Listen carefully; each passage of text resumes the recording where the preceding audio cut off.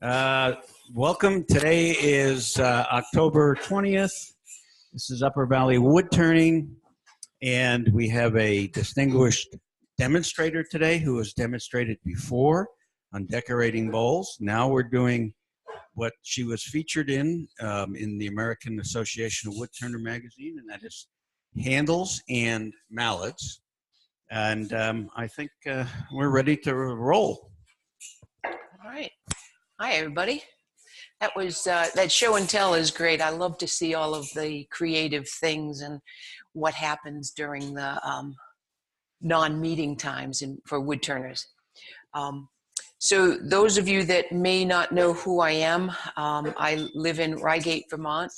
I've been a woodworker, furniture maker, woodworker, wood turner for the past long time. I currently work full-time teaching woodworking at Dartmouth College. We have a fabulous wood shop there that is, in my opinion, the nicest wood shop I've ever had the pleasure of working in. And we have lots of fabulous students and faculty that come in there and keep me very busy. As a matter of fact, they're probably pretty busy right now, and I'm not there, but that's okay. And my start in wood turning actually has come from furniture work, spindle work. And so I would say that's where my experience in wood turning has started and has brought me into the world of bowl turning as well. The inlay work that was mentioned also stems from my furniture work too. All of the skills that I have acquired and the tools that I've acquired over the years to do that. It's like, well, I should probably applying it to furniture. I have continued and will continue to apply it to bowls and such. But today we're going to talk about tool handles and mallets. And as wood turners, and woodworkers, we all need handles for tools. And I'm going to turn a tool handle out of this piece of curly maple. And being a furniture maker, I can't throw away pieces of wood. Not just 10 years. I'm building a piece of furniture right now, a dining room hutch with a stash of quilted maple that I acquired longer than 17 or 18 years. It's been in my shop, and I've moved it a couple of times, and it's actually down in the shop at Dartmouth, and it's slowly being fabricated. But any piece of figured maple or figured wood always stays in my possession until I can't do anything else with it except put it in the wood stove. Yeah, that's, well, I'm talking tiny little pieces that are. So this is, I'm thinking that I actually know the project that this came from. I built a set of dining room chairs for a customer back about 10 years ago. This is 18 years, it was about 10 years ago. I built a set of 12 dining room chairs out of curly maple for this customer. And it was quite an experience because I traveled quite a ways to Pennsylvania to Erie and Lumber to buy about $2,000 worth of curly maple. And it was not only the 12 dining room chairs, but a queen size bed that came out of that supply of wood. And so this is a remnant. This was a piece that was milled for the stretchers of the chairs. There were quite a few turned components to that. So it's now going to become a tool handle for a small bowl gouge. So the first thing that I do is I identify the piece of wood that I'm going to use, and I need to find the centers. Of course, a lot of this might be, this is about 1.75 inches. So if I set my combination square to about half that dimension, you can put the center on the blank any number of ways. Of course, I'm not doing that quite accurately there. But if you, can that be seen on the camera?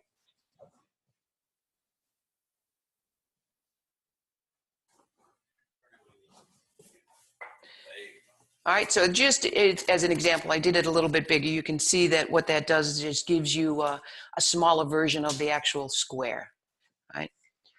You could do the diagonals, and that works as well too, but I'm going to readjust that to make it a little. A little smaller. And sometimes you have a blank of wood that doesn't have the four corners intact to actually draw the diagonal lines. And look at that, a tool handle right there.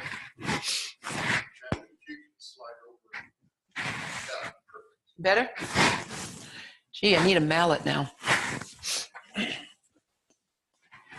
I've done a fair amount of spindle turning instruction at my alma mater in Boston, North Bennett Street School. And the curriculum was pretty much, you made this, you made a tool handle, and then you made a mallet. So it's pretty good lesson in spindle turning. I think the fact that I've been a spindle turner for a long time has also contributed to success in bowl turning. I've heard other folks say too that if you can be proficient at spindle turning, bowl turning comes easier. Oops, did I do both? Yes, I did both. Great. So I'm going to perhaps pass this around to a tool handle that was probably turned in some demonstration that I kept because it's an attractive handle, I think.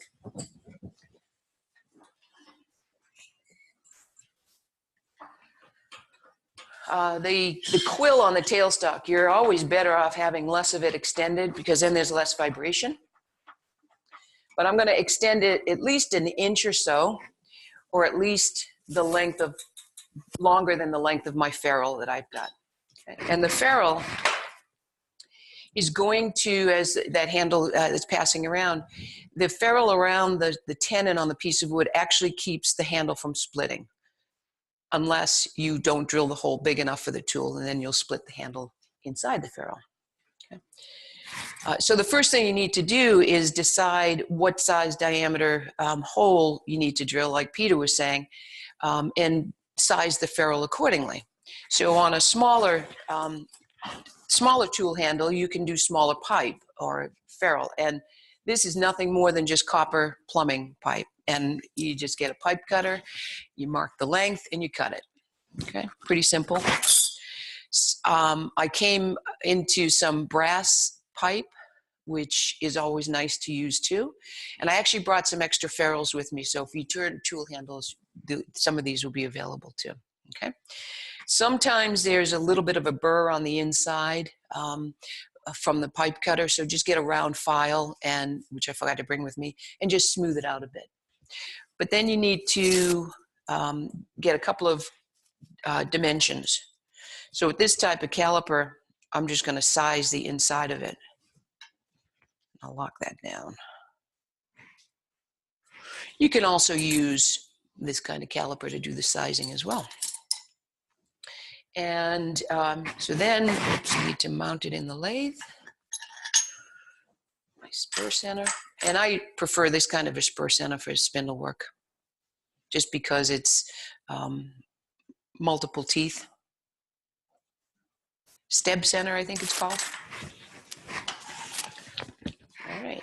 Sometimes you'll have a defect in the blank, and you can place that in a location that is going to be turned smaller. Let's say there was a little knot or something there, then I would maybe put that at the ferrule end, but it's being a rather nice piece of curly maple.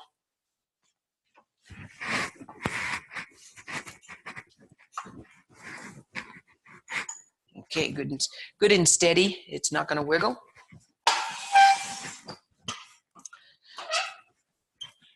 Tool rest slightly below center,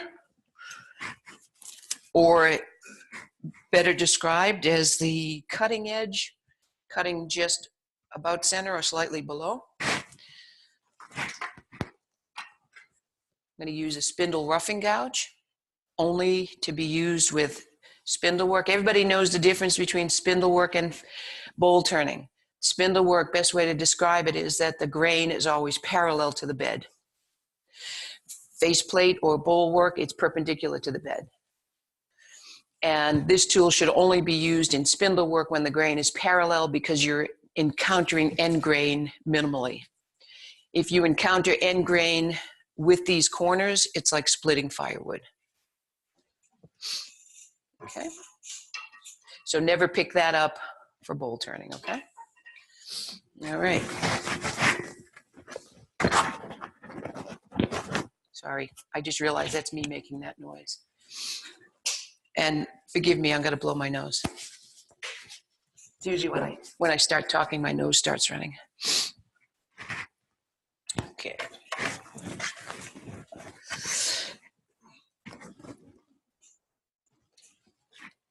Always good to make sure that you're going in forward instead of reverse. Raise that up a little bit. Boy, the figure on that curly maple sure looks pretty when it starts spinning, huh?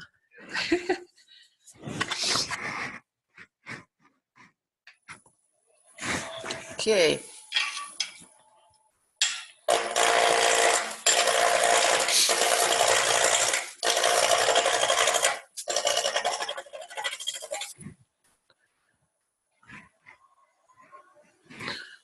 That's about 1,500 RPM.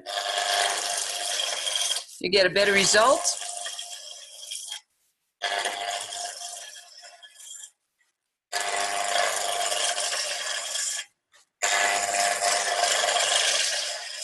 You can hear the difference. Not round, not round, round.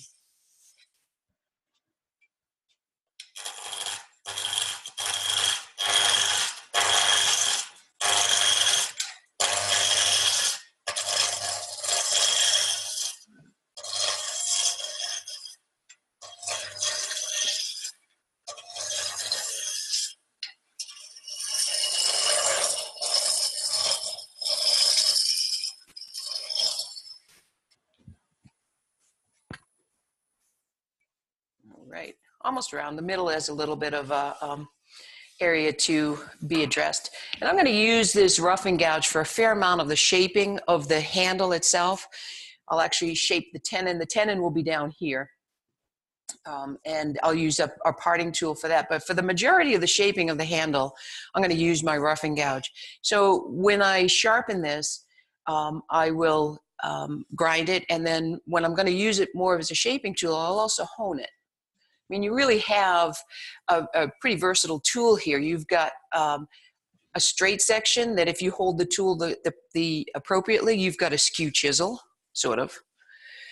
You have a nice little gouge right here, but you can use it to shape curved sections and flat sections. The only problem is when you start to use a roughing gouge like this, and you have some pretty deep coves, cove shapes, because how curved and deep this is, it wants to pull it up the slope of that cove. So just be aware of that it can be used as a shaping tool, but it can also no, because I'll show you in a minute that you can use that to actually cut right down into a corner. If you did take the corners off, yeah, it will still work like a spindle roughing gouge. But then what you do is you sort of eliminate the length of cut. If you're going to use that straight section there, you're shortening the section or the amount of cutting length that you have if you were to round those corners. Over time, they tend to sharpening it.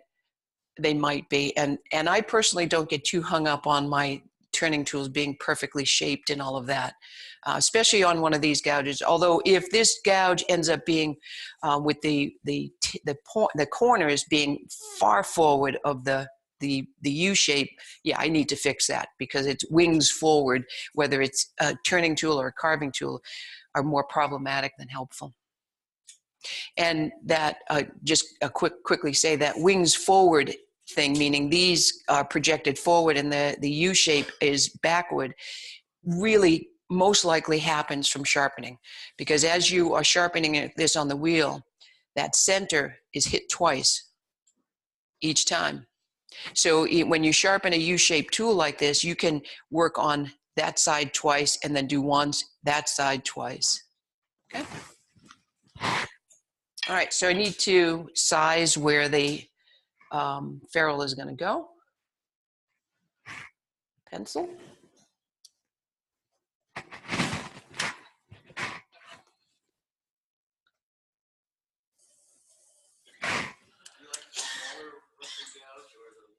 Smaller one.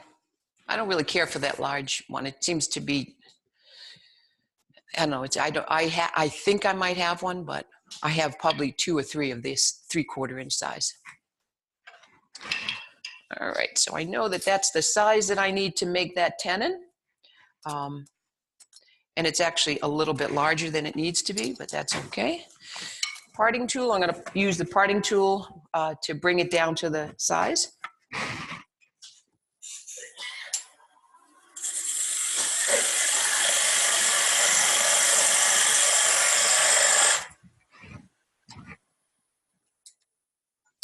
And I'm only going to size a small section of it near the end in case I mess up. Okay, so.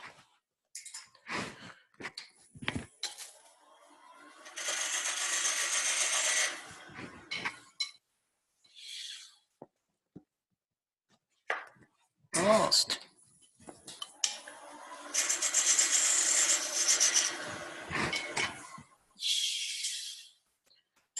And be careful when you do what I just did, that you're holding on the back. I'm just holding on that to slow it down.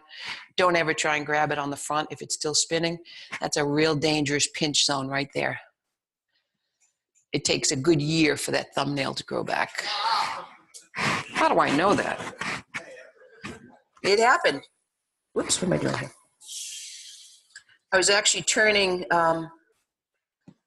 about 20 mallets out of ash for the carpentry program at North Bennett Street School. And I had the blank on my lathe. It was square, hadn't been turned yet. And I rotated it and something caught my eye and I looked away. And as I did, the lathe wasn't even on. It wasn't on. It just pulled my thumb right between. It's like, that was so gross. Me too.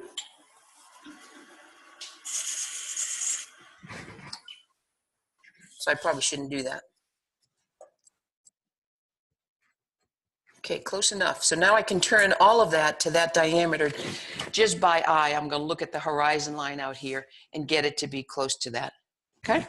And again, it's oversized.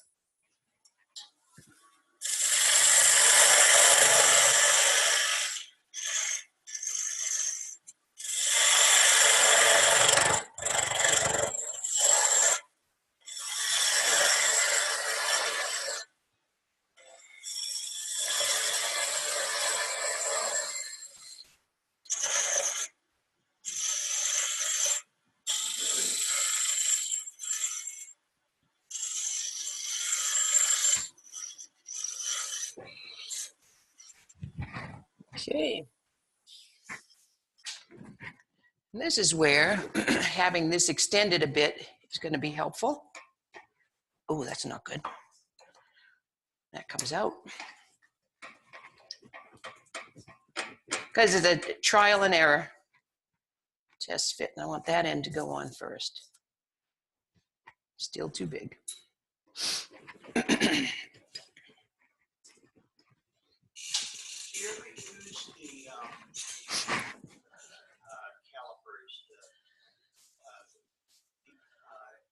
The other one that you're using, Yeah. Just never rest there on the wood while you're turning it. Not this kind. Not this kind.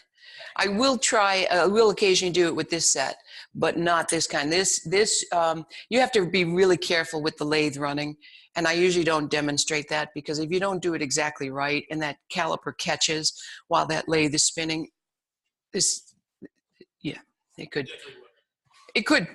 could hurt you or it could hurt the audience. So yes, I do that when I'm turning. The question was, do you ever use the calipers when the lathe is running to do something like this? And I will. Wasn't that convenient that that was sized like that? Right. Okay, so I'm going to make this a smidge smaller.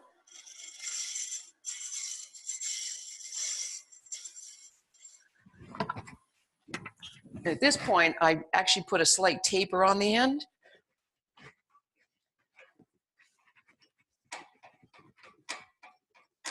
When I'm making these, I always wish I could just press a button and it goes zzz.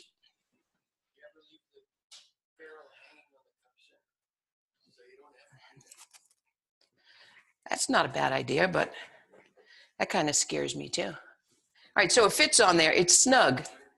I'm going to just turn that ever so slightly smaller, and then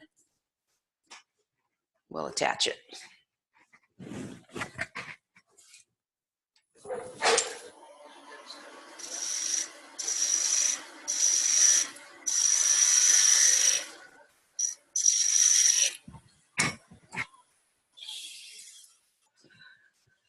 All right, that's. What about the Power Mac tail center to get the storage thing there? Is it? Okay. We just use that one if we needed an extra. Is it in there or no? I have a center. No, this is okay. This will work for now. Because it's only this operation that I have to keep backing it up. So that is a pretty good fit. I can tell just by feel that with a little bit of persuasion, it will go on there. Mind if I borrow one of your hammers?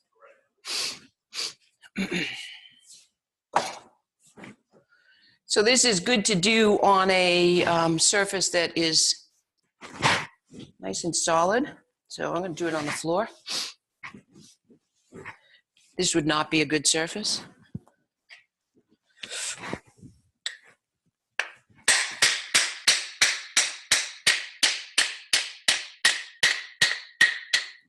I don't even have to look at it to know that it's seated because the sound changes.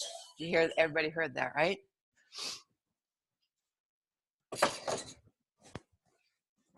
Okay, so there we go. So now I just turn the handle down to that. Keep hitting my face shield on that. Okay, so then the next step is to determine the length of the handle. And the one that I passed around, you saw that that had the stub on the end of it, right? That's what I'm going to do here.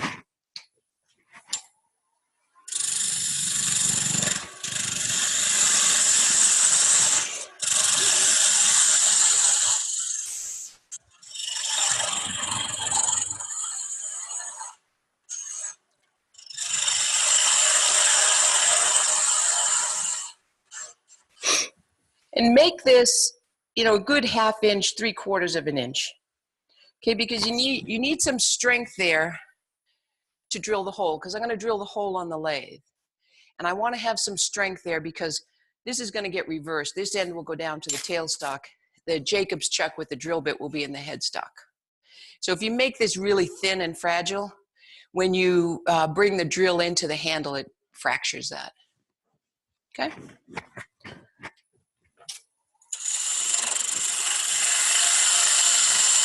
So we'll give it that much. Bring that down. All right, so let's start shaping this handle a bit.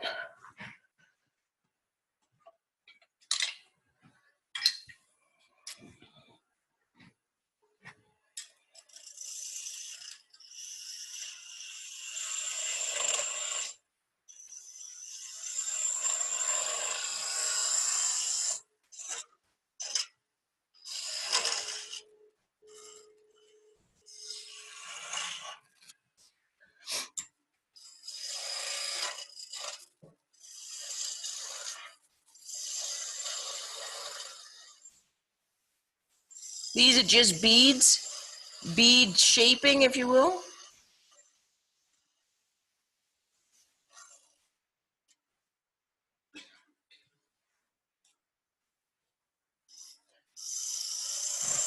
And everything that's in between there and there is how it's going to fit in my hand.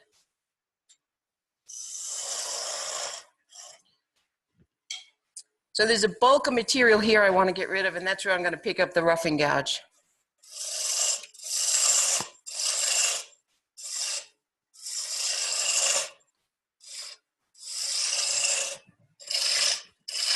And you always cut downhill if you can.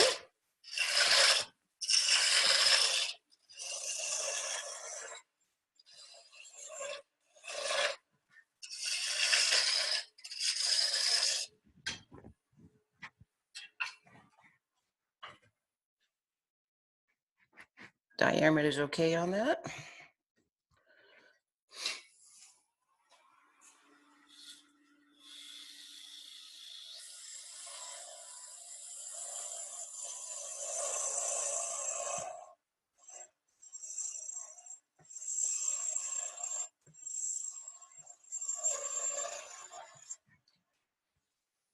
Keep hitting my head on that.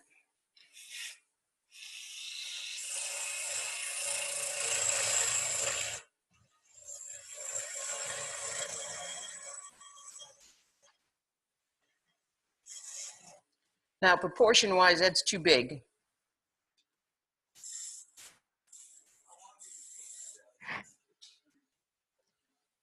I'm sorry, say it again?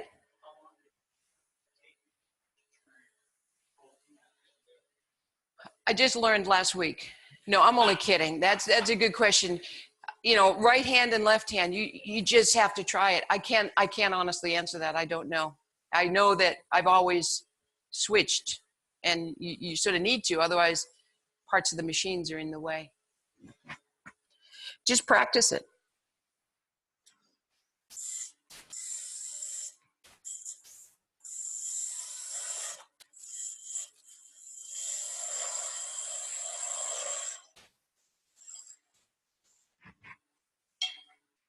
My ring is getting in the way.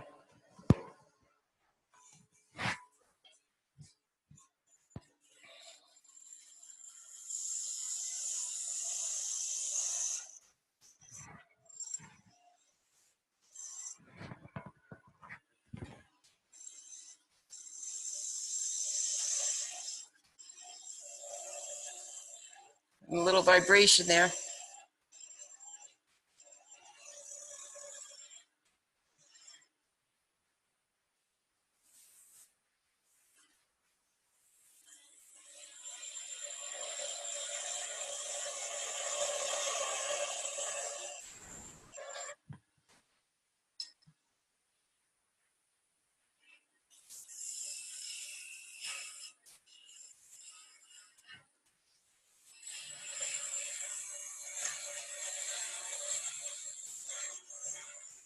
I can turn better right-handed than left-handed, though.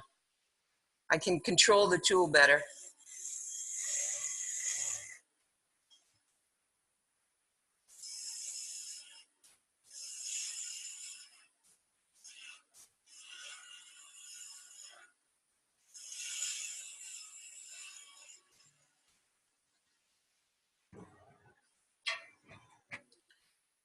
Let's take a look at that.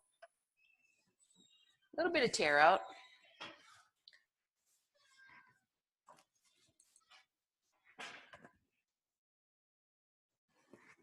But the shape is good. I might make this a little, no, I think I'll keep it that diameter. No, I'm gonna make it a little smaller.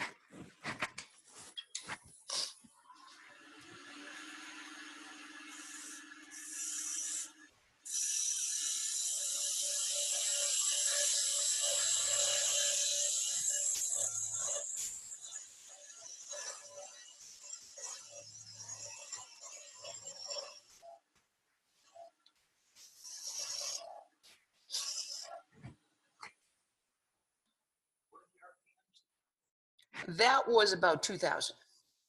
Why do you go so fast? Because I can get a better surface. The faster the late, well, only if you're cutting it in the right direction. And I was just stopping it to see. And I think that I need to try cutting this section right here going this way, because I was cutting this section before coming the other way. And there's definitely some tear out right there. So let's see if I can fix that without changing the shape too much.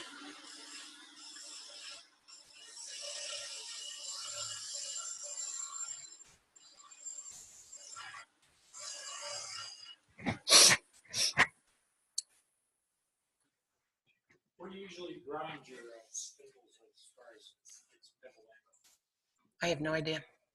40, It's that angle. Like I said, certain spindle gouges, I will grind a much steeper angle. So the heel is out of the way and they're very, very pointy. And that's so I can get into tight little areas. This one is pretty much just general. You can pass that around if you want to show everybody.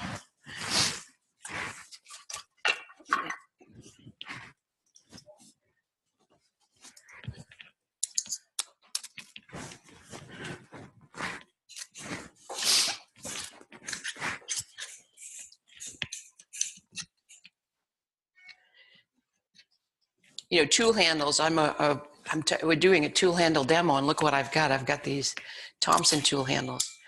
And I have two of them. I have the shorter one. Oops, that's not even going into the tool. And I have the longer one. And the longer handle I bought with, it's got a bowl gouge in it. And I kind of thought it was a little weird that you could put your name on it. I mean, custom made for Janet A. Collins. I thought, well, okay, that's kind of okay. So the last one I bought, I said to Doug Thompson, I said, can I put anything on that? He said, well, yeah, I guess. What do you want to put on there? I said, well, I can't quite decide. Should it be Elvis Presley or Bob Dylan? He said, oh my gosh, Bob Dylan, no, for sure. So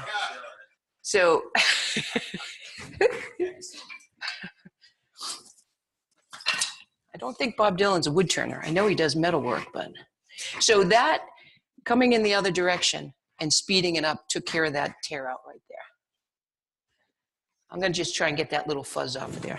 And then I'm going to sand it and then I'm going to drill it.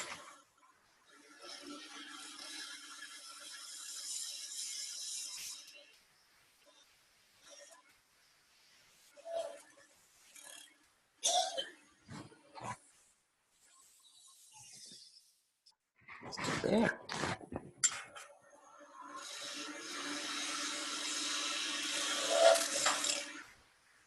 Okay. Let's make this a bit nicer cut.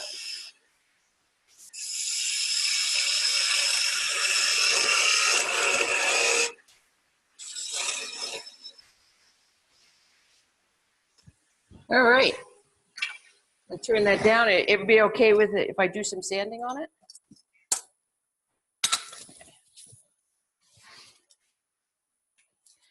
And I'm going to see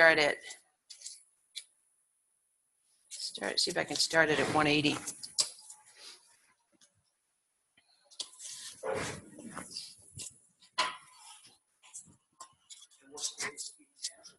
Uh, 900, so I'm going to actually turn it down even a little bit more.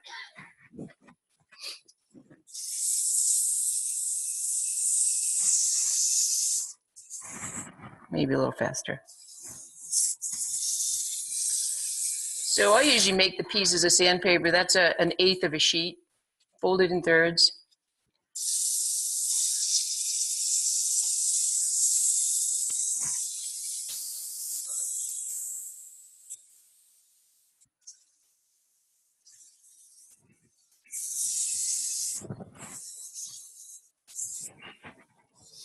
A little bit of tear out there. Yeah. Unfortunate, we'll have to go a little lower. Let's try 150.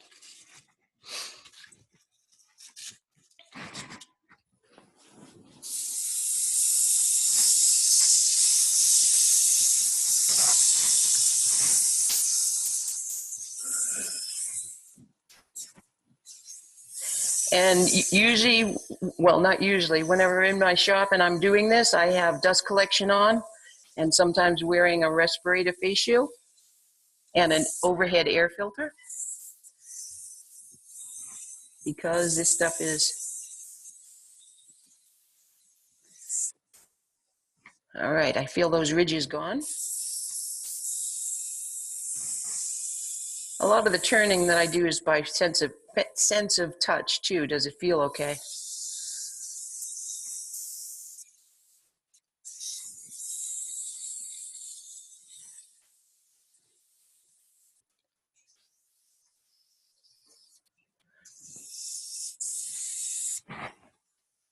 180.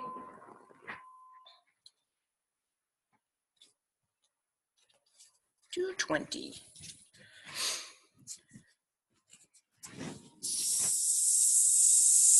This paper is Norton brand. It's sometimes sold as 3X or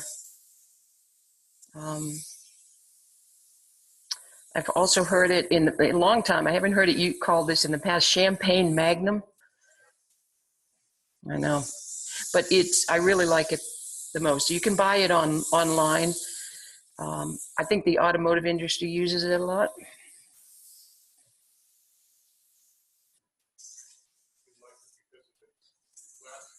Yes, exactly. Yeah. Mm-hmm. It seems like, it's not inexpensive. Less expensive paper tends to break down easier. But, well, it's going to break down. So, you'd probably want to use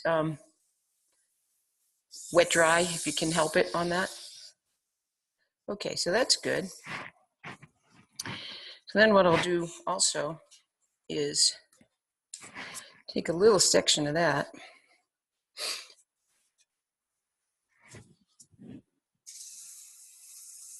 and make that pretty. But I don't do it with the paper that I'm going to sand the wood with.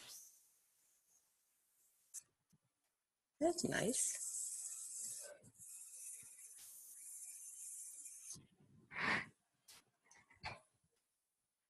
There's a little bit of that wood left there. I'm going to cut that away.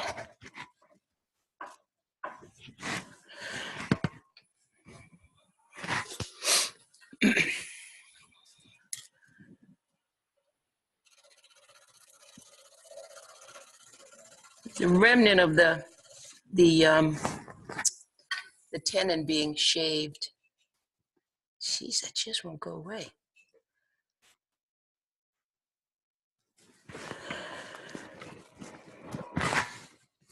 So I am turning the copper a little bit, but not going to hurt my tool too much. Does that make it dull?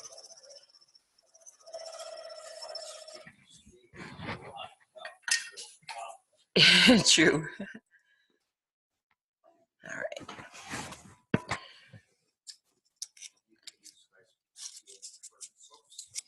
Oh, yeah.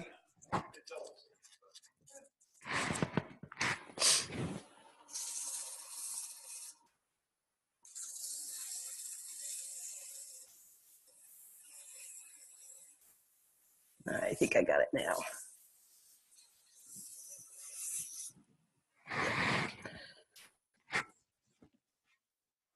Okay. So then if you wanted to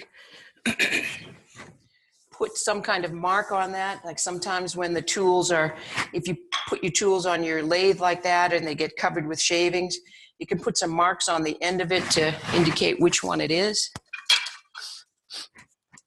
I'll just put a couple of rings back end here.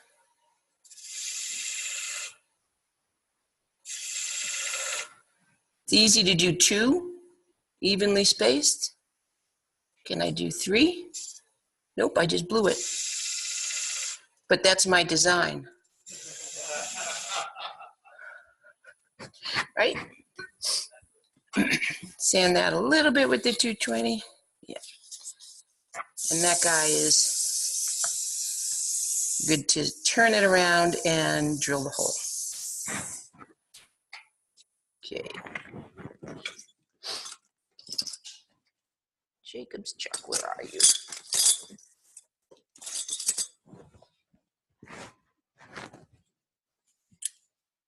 A little bit up there, or did I? There it is.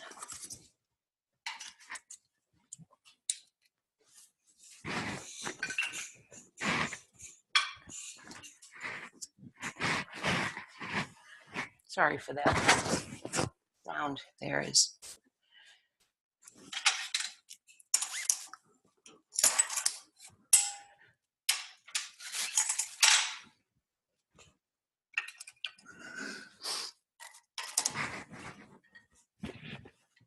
and I put the drill bit in the headstock. I'd rather have the drill bit spinning than the, ouch, than the tool.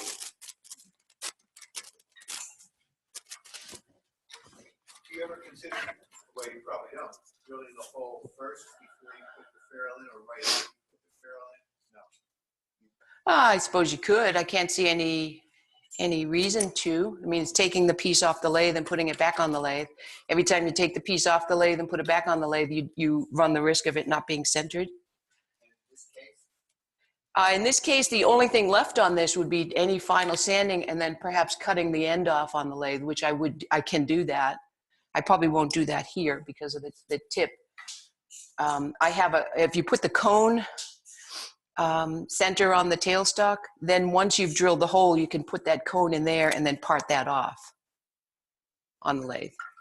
For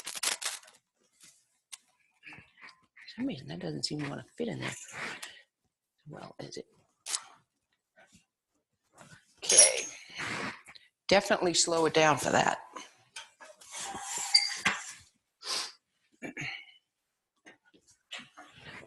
All right, how deep do I want to drill that?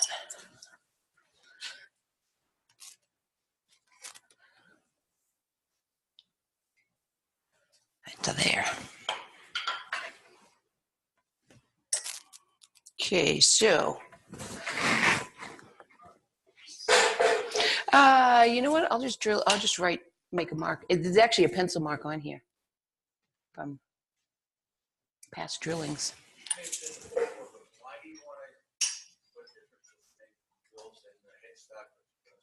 Well, I personally think it makes a difference.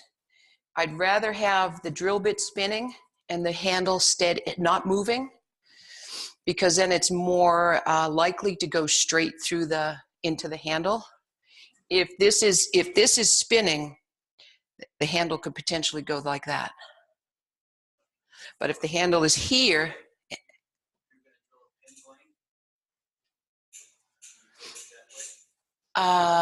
drill a pen. I don't think I've ever drilled pen blanks on the lathe.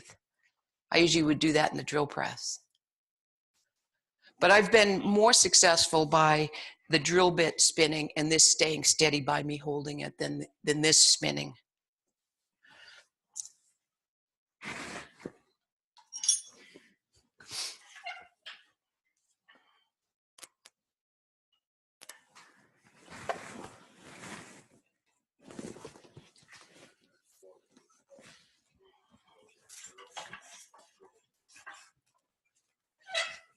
All right.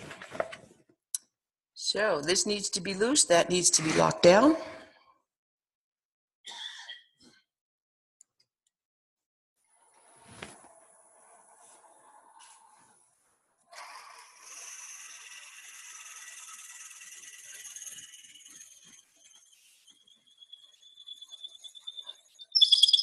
Get some of those chips out of there. Sorry for that horrible sound.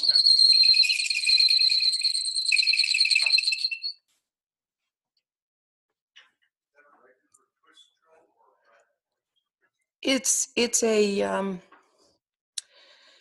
sort of a crossover between, because it does have a point on it, but it's not really a brad point. And I need to drill it to that. Or somewhere close to that.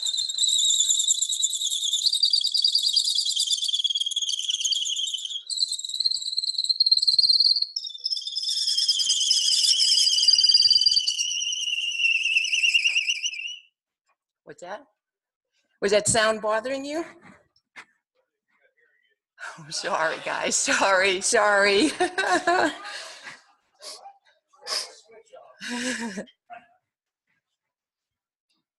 Okay. And then that would be ready for the,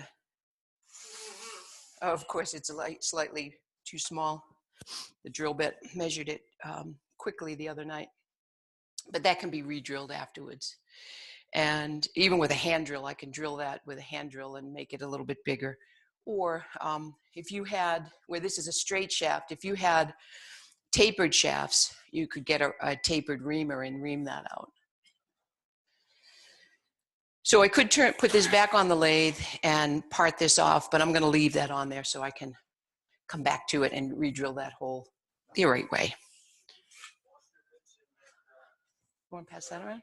I'm sorry, say it again. I'd be a little hesitant to do that, especially large diameter Forstner bits. Yeah, those. Anytime you use a Forstner bit, you want to be able to have the wood that's being drilled clamped down. Like even on a drill press, you would want to have that piece of wood clamped down when you're putting a Forstner bit, especially a bit that has like a multi-spur bit that has like saw teeth all the way around it. You'd want to make sure that that was the case. Oh, sorry. Did it? Okay. Yep.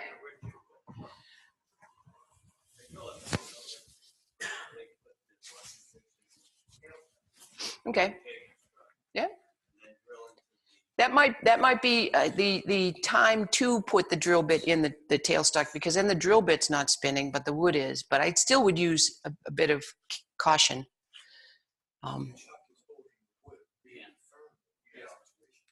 Yeah, that's true. The chuck is holding the wood, thereby the wood is clamped, the wood's spinning, but. Do you drill your hole first and center it on the cone center?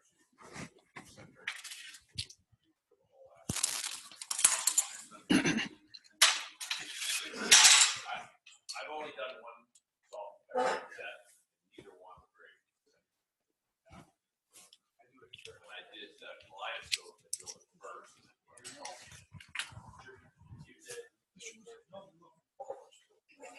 Dave, here's the drill bit too, if you want to just take a peek at that. It's kind of a beat up one that's been through many a class.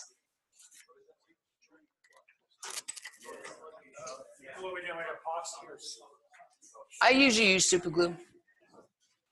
I mean, no, I said super glue and I meant epoxy. I usually use super glue or epoxy.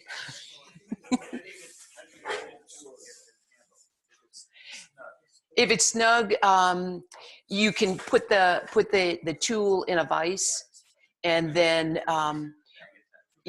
or put the tool in the vise and tap it.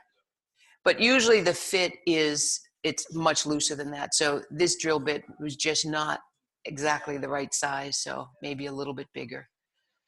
And even if the hole is a little sloppy, it doesn't really make any difference. So for that matter, yeah.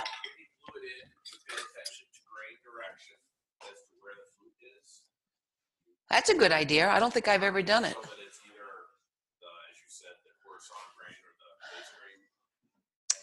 You know, I'm not sure I've ever really paid too much attention to that.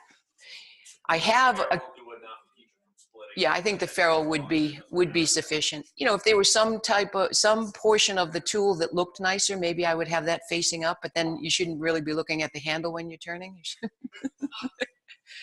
That's it. I taught a workshop over Labor Day weekend at a school called Snow Farm, Western Mass. And I thought, well, I'm going to teach them spindle turning. And I thought I wanted them to make something that they could actually use. So I bought driver bits, Phillips driver bits, and they were all so excited to have a screwdriver. It's like, you know, it's like a simple pleasure. It's like, it's something I can actually use. So, but the reason I'm passing that around is that hole was a sloppy hole, meaning it was much larger. So you can see the amount of epoxy in there. So shall we switch to mallet? Okay. So let me get some of the April. No, it wasn't April of last year, was it? Yeah, I think they were both in the same year. And then there was a previous article I wrote on a Windsor style footstool that was actually on the cover, which was quite exciting because I always thought it would be fun to be a cover girl.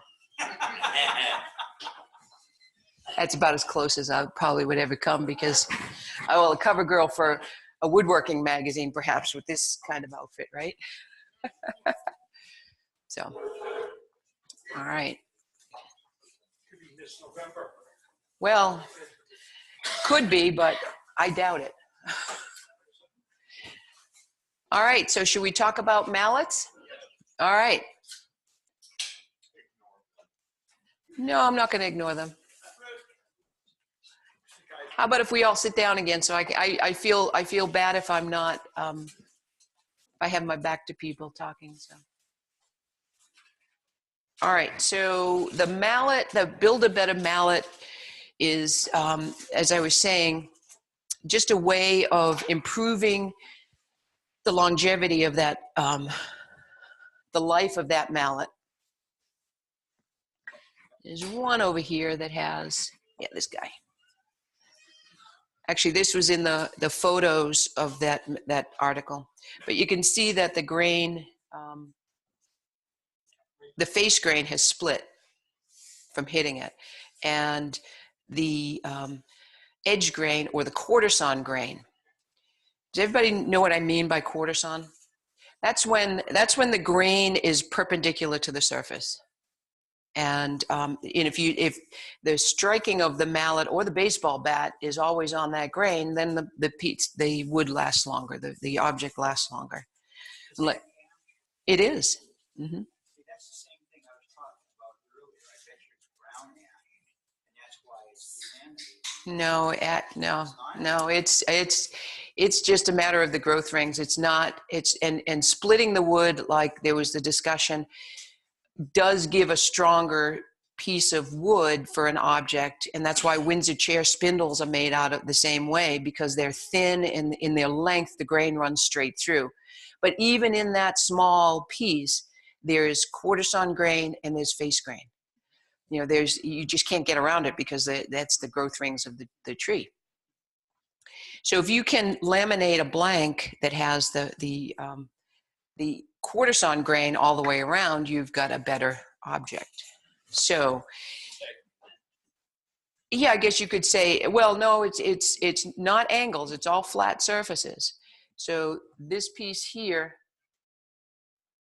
right underneath the camera, the grain, can you see? Okay, so you see how the grain is perpendicular in the surface there. It goes from through the surface. So if you can have that kind of grain all the way around the mallet, you've got it made. So you start off with your handle, and that really doesn't matter whether it's quarter-sawn. And for that matter, you can laminate several pieces of wood for the handle and start off that way. Like Dave has some blanks over there that you can look at. And then what you of course you need to know the dimension of your blank. So this is approximately 13 inches long, 3 inches in diameter, and this is about 6 inches long. It can be smaller, it can be bigger. So you'll start off with obtaining the materials that you need. So you would need the handle. You need 2 pieces of quarter-sawn wood. This happens to be maple, that are 3 inches wide and approximately 1 inch thick and 6 inches long. You need your handle. You need 2 pieces of quarter-sawn material glued to the sides of your handle. And having a jointer and a planer is your friend right here, because once you glue these together, you can flatten that face and then run it through the planer and make this blank in the end as wide as these are. And then that gets glued together, just like that, glued and clamped. Make sense? You can pass those chunks around too so folks can. Nope, I use regular woodworking glue. Yep. Mm-hmm. And then you end up with this. Kind of this works as a mallet too. It just hurts your hand to hold it. It's like that's a Fred Flintstone mallet, right?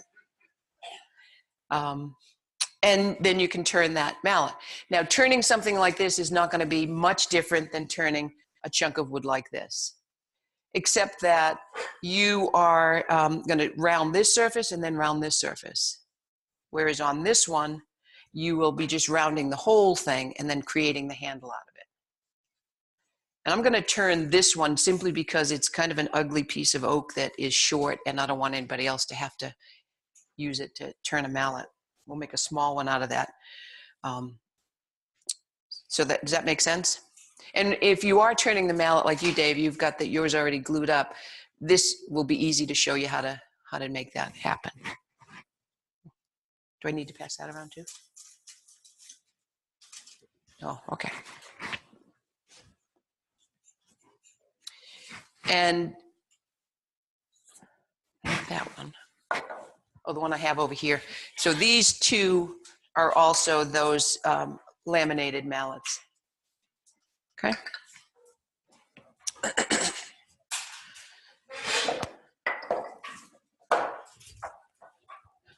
So this will be a little bit about how to recreate something by following a pattern as well. Although it'll be slightly different because this one is shorter than this pattern is. Pencil.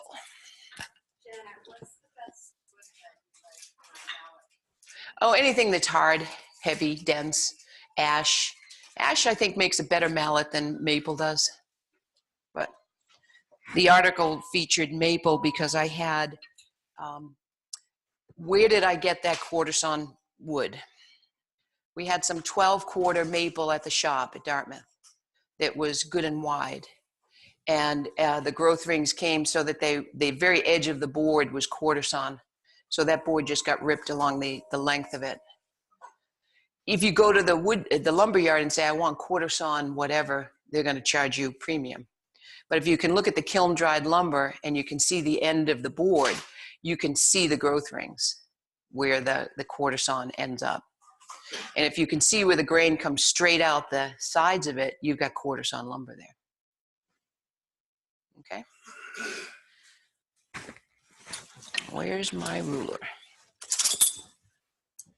Let's see how big this is.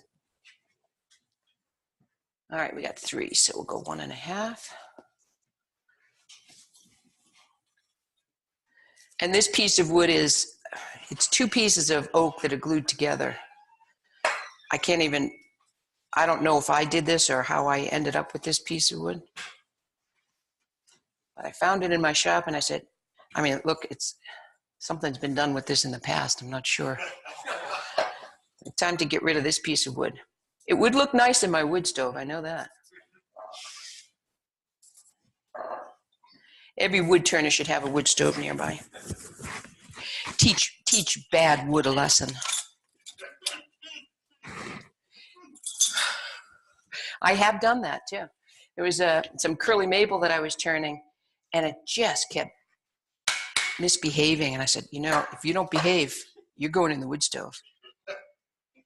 I did. I took it to the chop saw and cut it in half and I said, see, I told you. I did, sure did.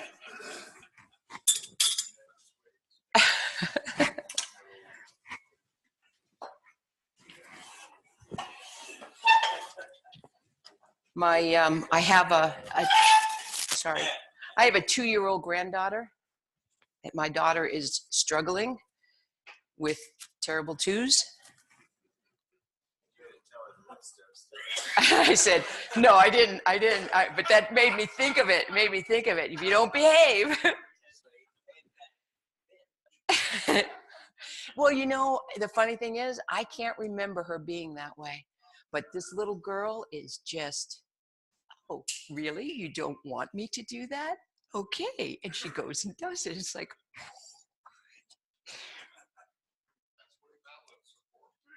well, it's funny how I'll just look at her and she'll stop. I think I have the mother or grandmother eyes that.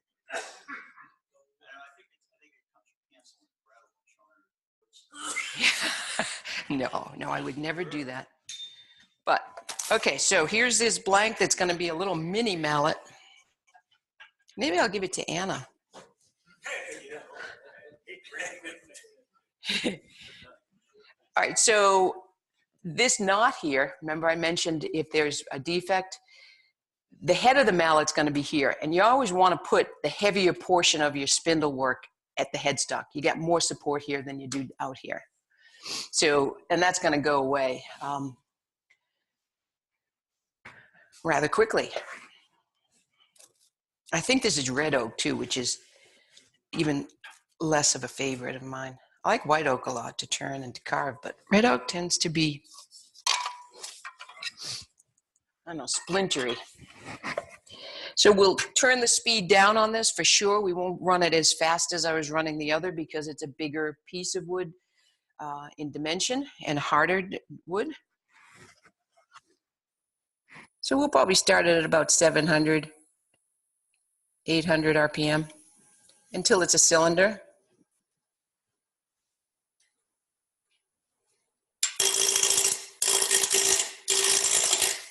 Hear that knot? It's hitting that knot. So you guys might want to be careful it doesn't, see if I can get rid of it. Yeah, sorry. Aim it at the, oh, it's already gone. The chunk is already gone. Okay, good.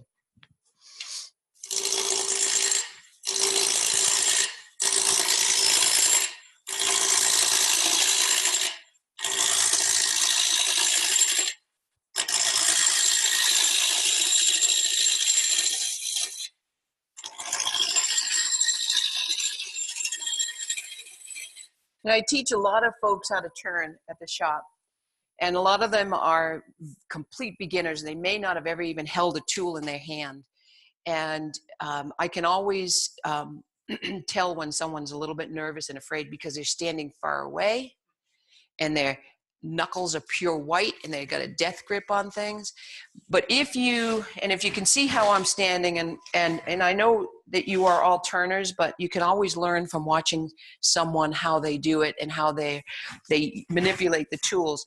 And I like to explain to beginners that the closer you are to the wood, the more control you have of the tool. Because the closer you are, the closer your elbows are to your body. And if that tool, you know, and when I'm holding this tool, especially making a roughing cut, if that tool is close to me, I have better control of it than if it's out here. Same thing on the table saw. Teaching beginners on the table saw can be a little nerve-wracking. But if the person will stand in the right way, then they have more control of feeding the piece through. Let's go this way.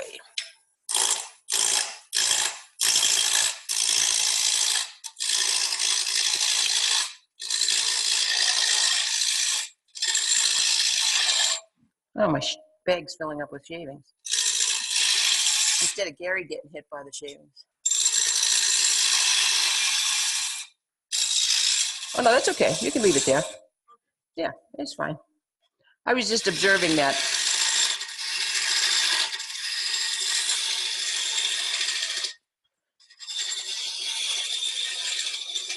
Sounding smoother.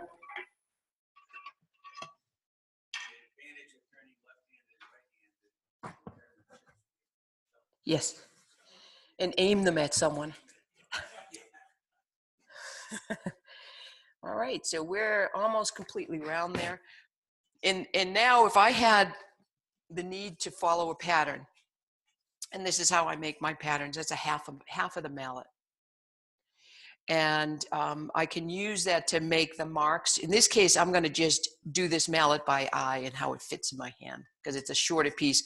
Clearly you can see I need something longer there, but I would use the pattern to actually make these marks and then part down to those dimensions, those diameters. And I'll talk about that a little bit too. But in this case, I'm going to part away some of this and some of this so that just like on that tool handle, you have some excess off the end, okay?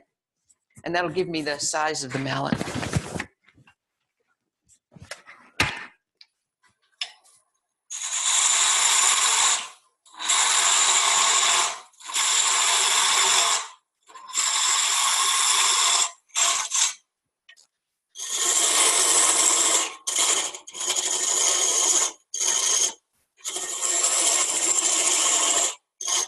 Now this is where I can use that straight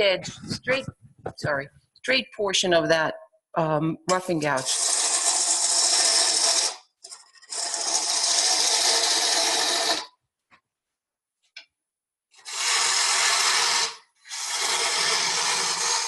I mean, I could pick up a skew chisel, do the same thing,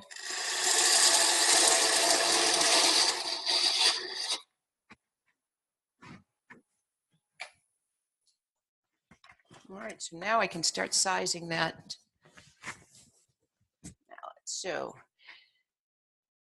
I mean, this is going to be a little stubby mallet. So my hand is about that wide, so let's make the handle, the marking between there and there.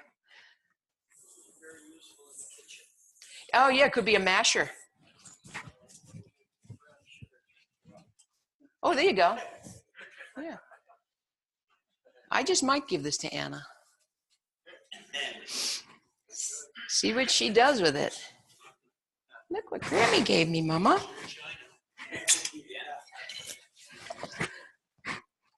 All right, so let's, I'm going to go a little bit higher for the head.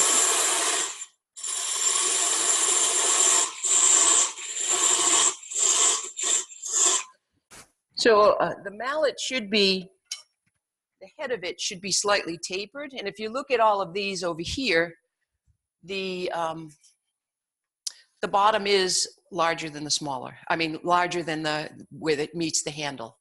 And that's so when you're hitting with the mallet, it has wood to continue the blow. If it's the opposite way, it just slips off. It's not as effective.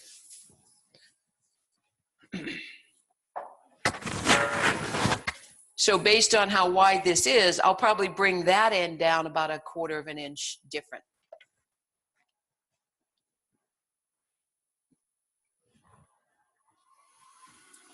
I'm going to use the roughing gouge.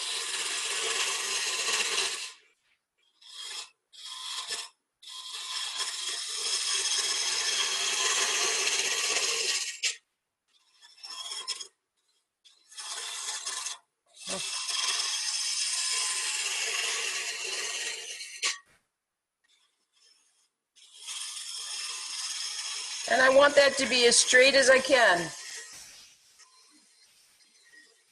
Straight as I can make it. Sometimes when I'm focusing on watching what the tool is doing, I stop talking, which might be a good thing.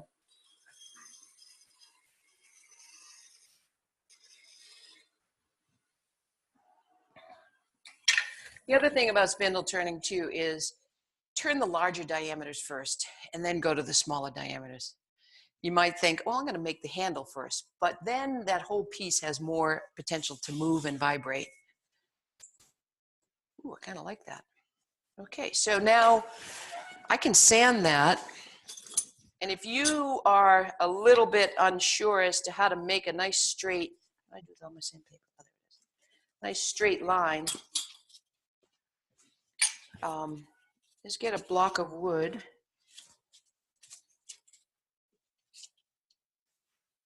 Oh, look, I have 120. That's what I wanted.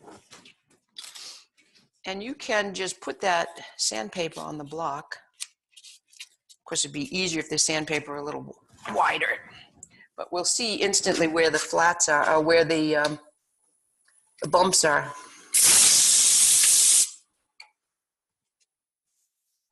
And you can make it nice and straight.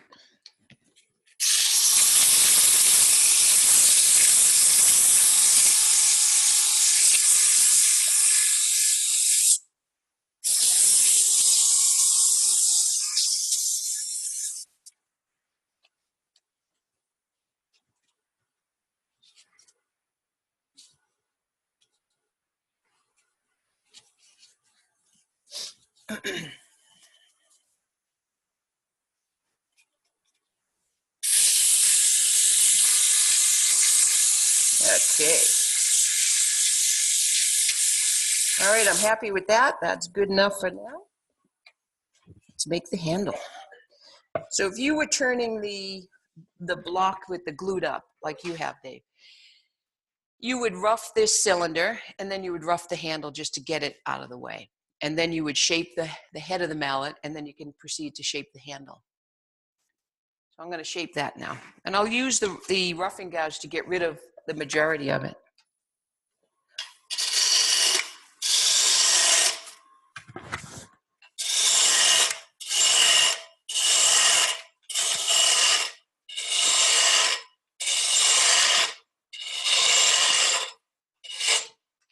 That was one of those uphill pulling it that I was mentioning that the roughing gouge can do.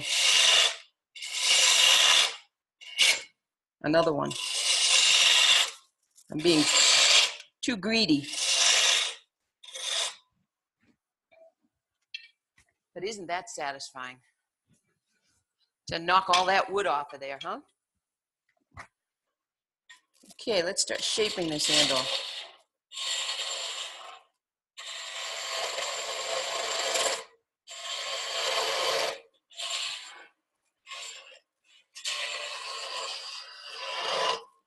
So let's say I wanted to size the end of this mallet like this.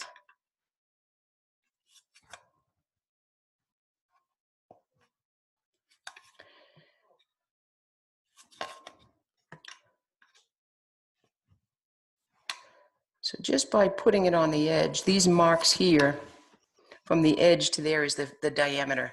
And that's based off of from there to there. Make sense? Okay. I'll just pass that guy around too, Gary. You can. So let's say I want to make that diameter the same. Parting tool, where are you?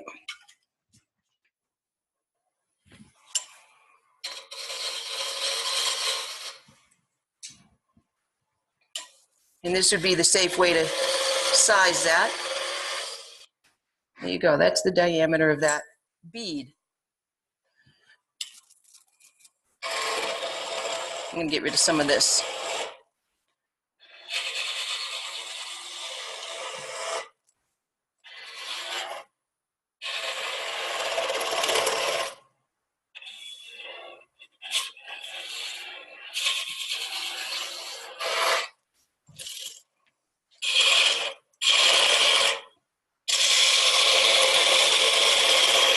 That is a stubby little handle, isn't it?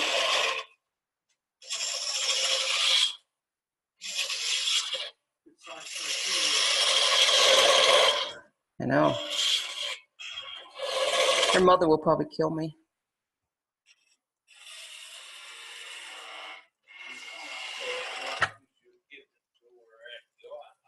True. Well, we've already made a birdhouse together, so she knows how to hammer with the hammer. So.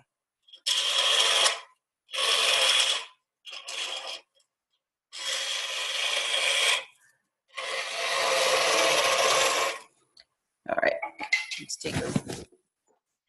Yeah, see, that's much bigger than it needs to be. So I'm going to make that smaller because the proportions are way off.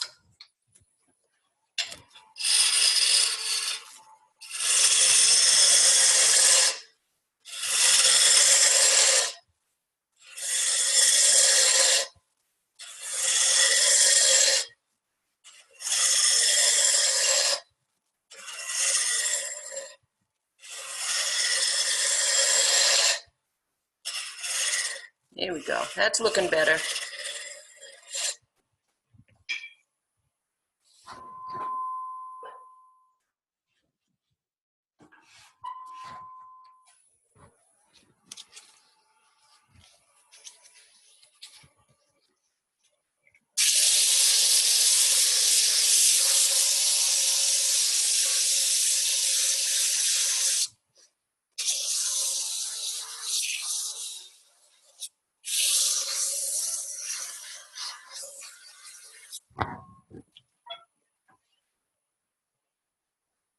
All right, I'm going to make the handle a little bit longer here by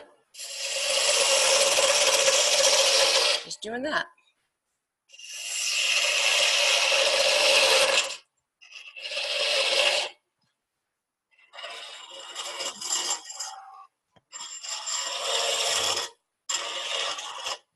That tool's getting a little dull.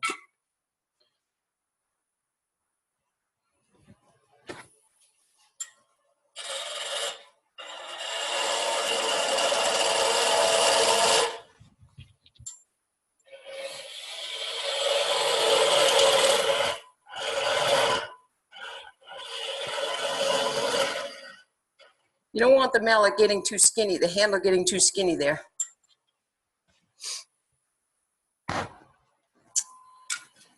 All right.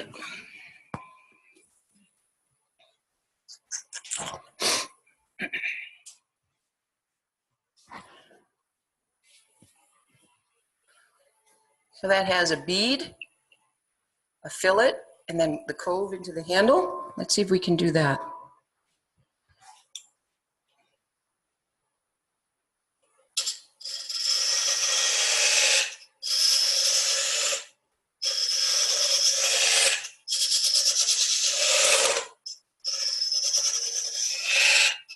And this is the little spindle gouge I have that's very pointy, that allows me to get down into those tight little areas.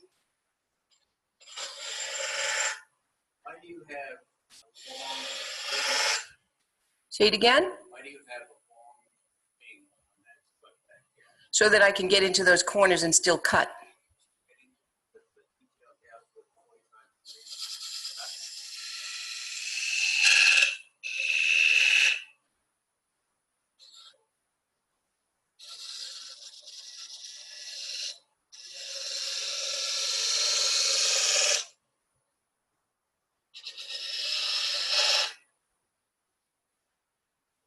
Okay. Make a chamfer at the top here. The chamfer is just a straight and into there.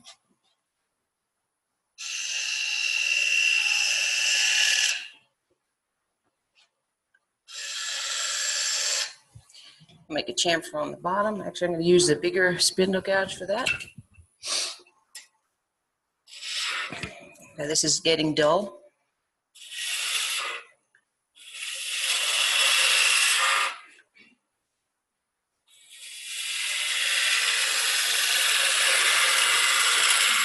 It's good to make the bottom of the mallet concave.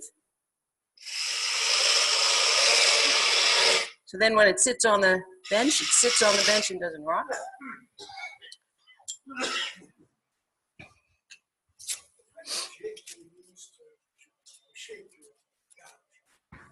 The Wolverine. Yep. Mm-hmm. Yes, indeed.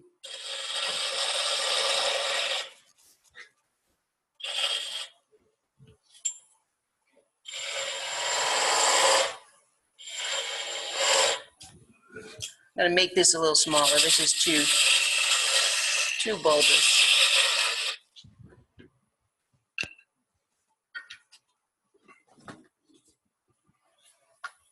Oh, there's another gouge I can use. That was too big.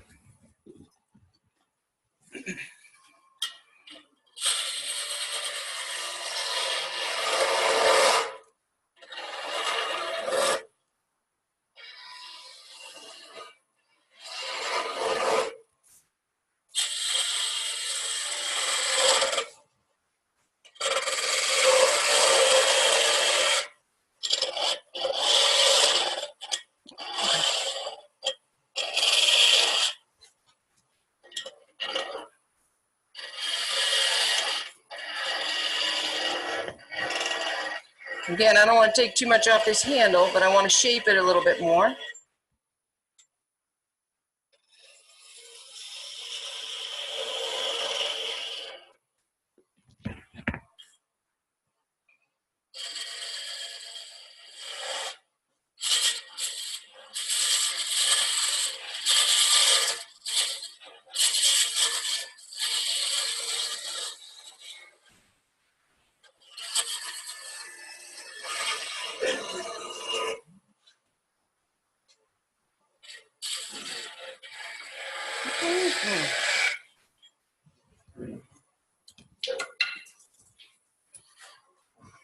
I don't like that shape very much, but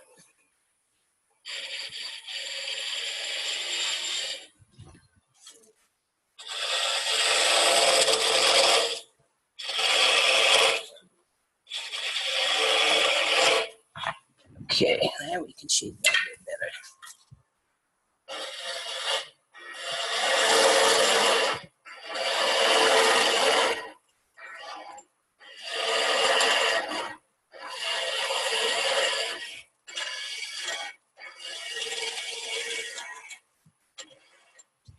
All right.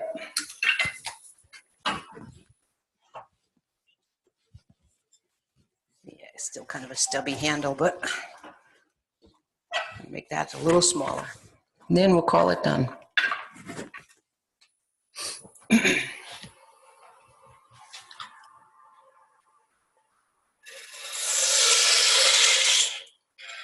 And then right here, this section is right where your thumb usually lands, so.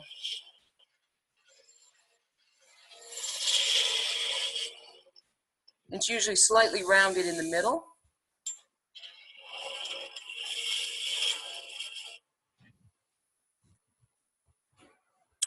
All right.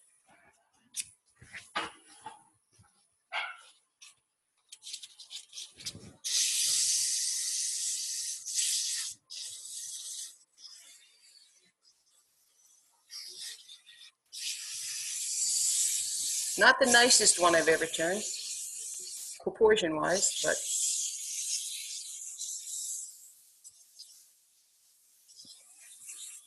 there's a few BTUs in that mallet.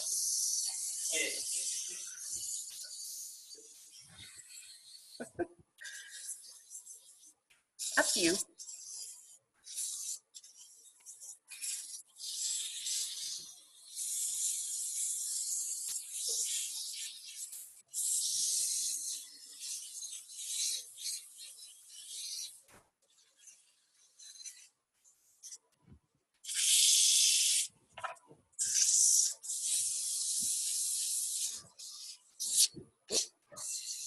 Better the sand on the underside than the top.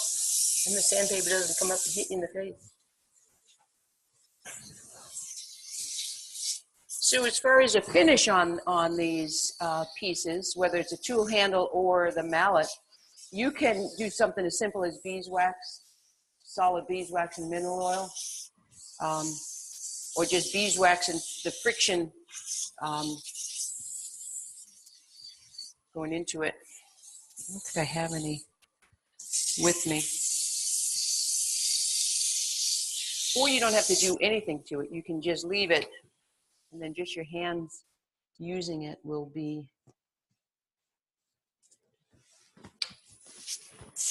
probably be sufficient. I am. Would you like me to? Okay. I will do that then. Oops, my head, what am I doing here? My head keeps hitting it. Always have your face shield down too, not like I was just doing.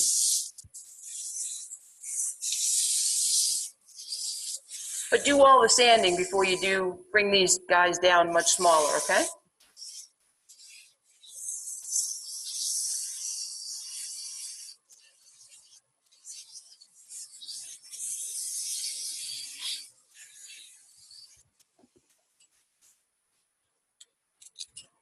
$220.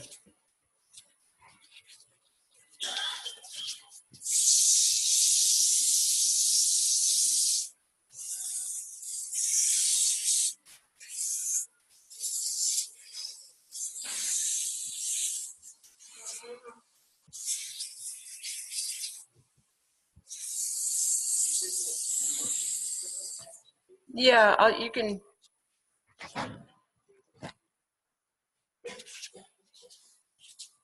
Passes.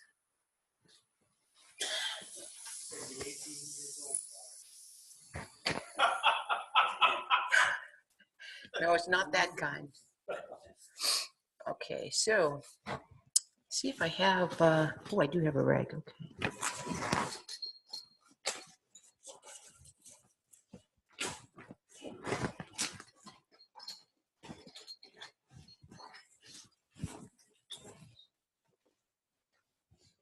All right, I have a little lump of beeswax here. Let's see if we can make it a bit prettier.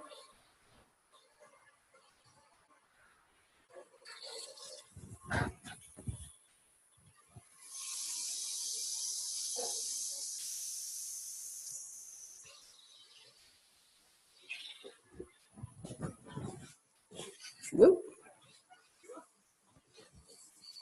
Oh, the shallow wax. Yeah, let's give that a try.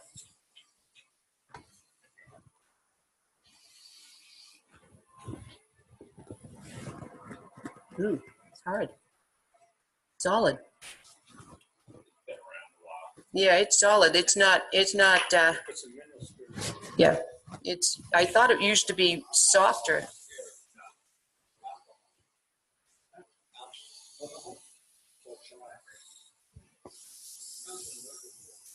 Yeah. I've used it in the past, yeah. Nice stuff. Expensive, it's pricey. But even just a little beeswax brings. All right, so now that I'm happy with that, then we're gonna make this stub smaller and smaller, and I'm gonna part that off. I'm not gonna part it off with the parting tool though, because I wanna finish the bottom surface to not be torn.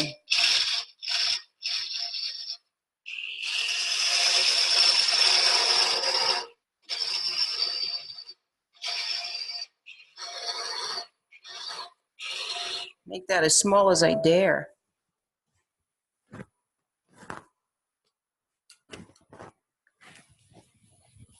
That's not the one I want.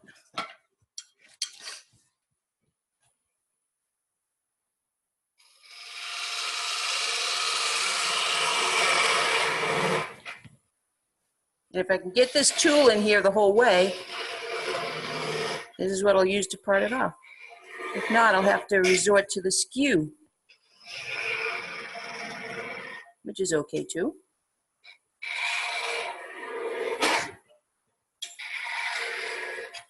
That was where one edge caught when the tool's quite a ways off the tool rest too.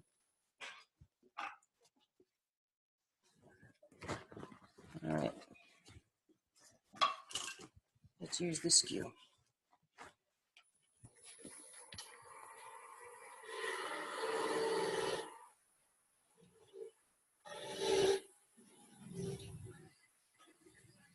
I don't know if you can see that, but it is barely a 1/16 of an inch being on there.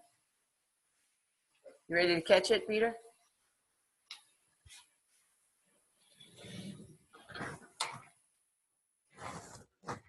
Not very dramatic. Oh, look at that.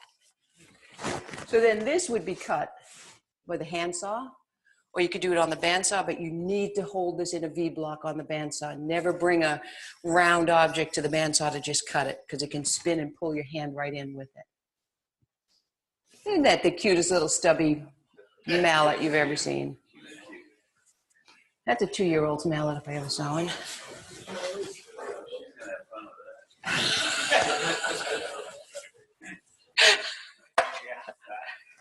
Oh, we'll see. We'll see if we give it to her. Maybe I'll ask her mother first if it's okay. She was so excited. Went out to, they live in New York. I went out there last weekend, and I always want to give her something whenever I see her. And so I had 2 wooden eggs, and she just walked around the whole weekend with those 2 eggs. And she has one of those Fisher-Price kitchen things where she has all kinds of pots and pans, and she was using the eggs. She was carrying the eggs around in a spoon. And it's like, Did you tell her to throw the eggs? I didn't tell her that. Janet, I thought of you. Have you seen the kaleidoscope kits that are the egg shape? Oh, really? No, I haven't. Isn't that cool? Those for a Yeah. nephew this summer. And I thought of you with that. Oh, wow. Turning that egg. Yeah, yeah. But you also had a little brass piece at each end. Oh, yeah. Turn it Oh, back, cool. Match that. Yeah. Does Nice. that brass block. Oh, yeah. I'll have to look at that. That's kind of a cool thing. So what kind of questions or... Phew. Cool. That was fast, wasn't it? I think you're the first person I've seen who uses the Wolverine jig to sweep back the sides of their spindle gouges. Mm-hmm. Really? I've typically seen it just done, using but you're using it with the bowl jig to get it swept back. Sure. The very grind jig is. I've never considered it a bowl grinding jig. Well, it makes sense. I've considered it a edge. spindle turning, Yeah.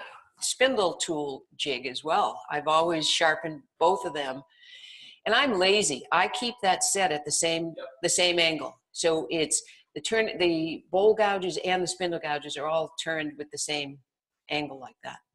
And I think what that does too is it brings the thinner the tool is, like that little red handle gouge, that definitely has the wings, swept way back on that.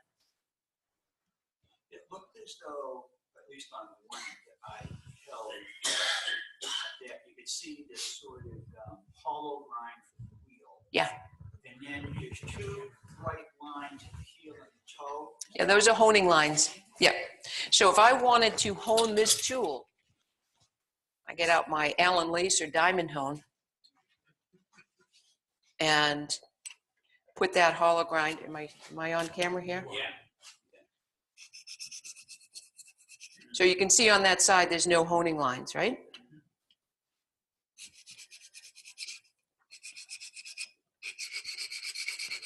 This in itself is like trying to walk and chew gum and pat your head and rub your stomach at the same time. Is your wheel 6-inch wheel? Looks like. No, it's the 8-inch. It's an 8-inch wheel. We have, I'm pretty sure these are all sharpened on my grinder. We have the CBN wheel at Dartmouth, and I've sharpened some tools on that. But I just have a regular blue wheel on my Baldor slow-speed grinder. So those lines that you're seeing are these honing lines that you're going to see on this tool in a second. Right there. All right. And then the inside, you can just remove that burr. And what that does is that makes that edge just a smidge sharper. So if you need to make that final cut, just peel a tiny little bit of wood off, I'll do this, and I'll probably turn the speed up just a bit. So. You asked about the swept back wing. Now, I still don't see its advantage over the detail gouge, which is metal in a small groove that's cut back at 45 degrees. You can get in and get the details. I don't know why the wing is going to help us on that unless it puts more metal under there. What do you think? Well, I think the reason I like this too is it takes some of the thickness of this tool away as well. So it does tend to fit into a smaller area. So whenever I'm trying to get into very tight, if I'm going to do consecutive beads, one bead right after the other, you can't have a big bulky tool to do it. You have to have or at least I have to have a very pointed tip on the tool. And you can get a very pointed tip with a detail gouge, but you don't have the long wings. I'm trying to figure out if I should regrind my detail gouge, if it's going does to your help detail it. gouge work? Yeah. Then you don't need to regrind it. Well, It's kind of a wise guy answer, isn't it? But it's true. but it's the latest and greatest. Well, I'm not sure it's the latest and greatest. I think that if you find a way to sharpen your tools and it works, if someone else says that you need to do it this way, they're wrong, because I would never tell someone that this is the only way to sharpen this tool, because it isn't. I sharpened it this way and this works for me. So, Yeah, Let's just put these just for yeah. comparison. Which one do you like better? Well, I want to try that. Yeah. Oh, yeah. See these? This is your. So that is just honed on, that's just sharpened on the Very Grind on the Wolverine without the Very Grind. Exactly. Yeah. And what you've done is you've just diminished the amount of cutting edge that's right here. Right. And, if you look at that, you have a cutting edge, quite a bit more cutting edge that has a good substantial width of bevel to rub on the wood as you're making the cut. And there's even less. Yeah. Yeah. And then I have my students. Right. So really, you've got all of this bulk right here, rotate it like that. You've got all of this bulk right here that won't get into those tight areas that this will.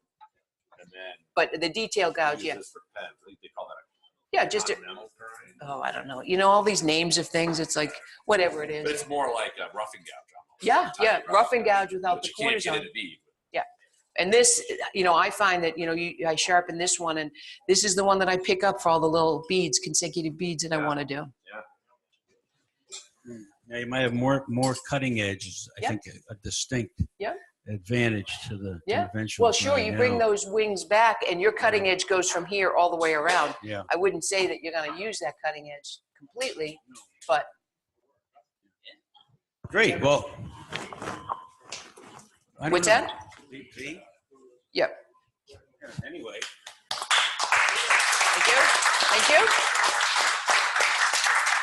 Yeah, and you're welcome to come up and look at